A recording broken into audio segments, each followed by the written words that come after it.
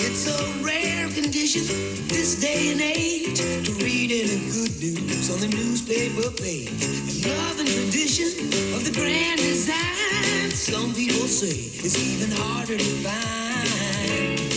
Well, then there must be some magic clue inside these gentle walls.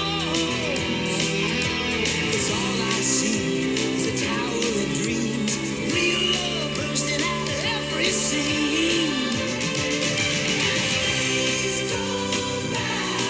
We're gonna fill our house with happiness, but we'll smother the blues with tenderness. There's room for you, room for me, for gentle hearts and opportunity. It's the bigger love of the family.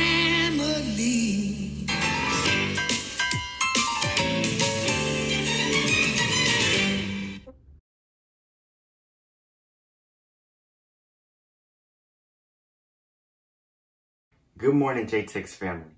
I'm here to discuss one of the most controversial presidential elections ever. The 2020 presidential election has caused a stir amongst the country, from the campaigning platforms to the debate debacles to the election and the results.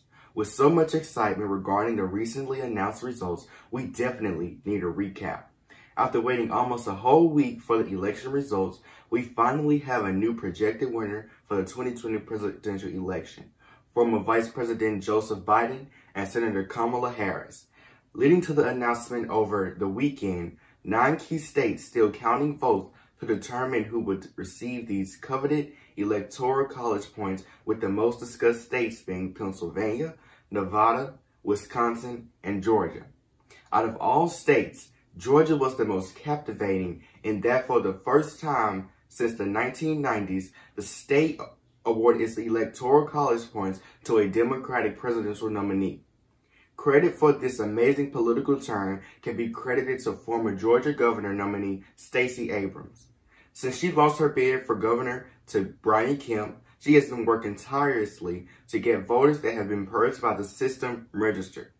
By election day, her organization's efforts has registered 800,000 Georgians. Because of their efforts, Georgia's most black populated cities were able to have a huge and bigger voter turnout than a WOW, which ultimately contributed to Biden-Harris' success. Now on to the Vice President-elect, Senator Kamala Harris. Kamala Harris will serve as not only the first Black Indian American in office, but also as the first woman to hold that level of elected office. Supporters of the Biden-Harris campaign were beyond elated when they heard the news of them being the projected winners of the 2020 election.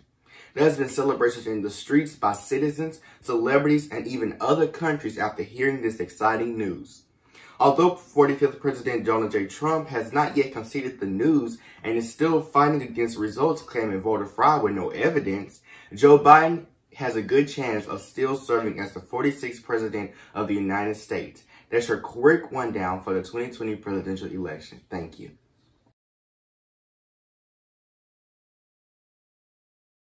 Good morning, everyone. My name is Angel Bell, and I'm here to share some exciting news. Our school is a Junior League of Jackson grant recipient for this school year. You may be wondering who or what is the Junior League of Jackson. Don't stress, I didn't know either. The Junior League of Jackson is the Jackson, Mississippi branch of the women-led community service organization. Locally, they host events such as Tussle Truck and Mistletoe Marketplace. Each year, the Junior League of Jackson and the Community Foundation of Mississippi partner to provide Education Foundation Trust grants for JPS teachers each school year. These grants are used to initiate projects that will provide additional resources to enrich and enhance the school curriculum and to address critical needs in our schools. The goal is to increase the academic achievement and the emotional well-being of our scholars. This year, 18 projects in our district have been awarded with over $100,000.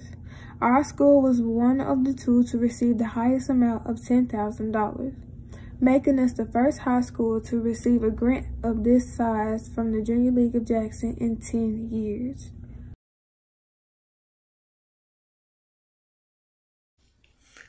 Hey there, Regal Eagles.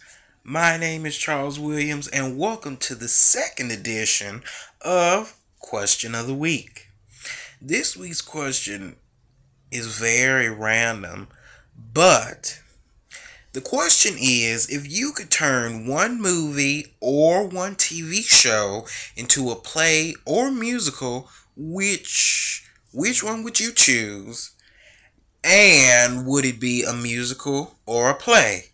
As always, submit your responses to jtexmt@gmail.com. And as always, we look forward to seeing your responses. Thank you. What's up, Regal Eagles? We are here with the Regal Eagle Report, bringing you a dash of tea to sip on throughout the week. So let's get into it. Now, in Stone Mountain, Georgia, we have an 11-year-old, Holly Morgan, who is just showing off her amazing talents in the fashion industry. Now, she first went viral after sewing handmade masks for homeless people in her community. Now she is going viral after making her own dresses for herself and her sister to her mother's college graduation. Holly has always had a love for clothes, fashion, and she is continuing to make show-stopping outfits. Now, she wants to have her own clothing line like JoJo Siwa, and there is no doubt in my mind that she would make that happen. We love to see young, innovative minds like Holly who continue to amaze us with their talents. On an even better note, if you hold JSU dear to your heart, then I'm sure you are aware of Deion Sanders and his head coach position at Jackson State University. Now, it doesn't stop at just that. It turns out that his son, Shedeur Sanders, will also be joining him and play football for Jackson State University Tigers. Now, my roots are with the Alcorn Braves, so I am really looking forward to these matchups that we have coming up. Nevertheless, it is important that we continue to show love and support to our HBCUs because they have gotten us a long way.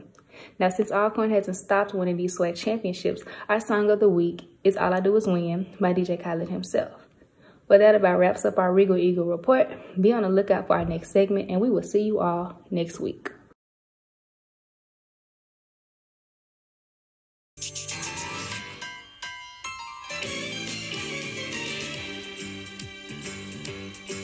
It's a rare condition this day and age to read any good news on the newspaper page.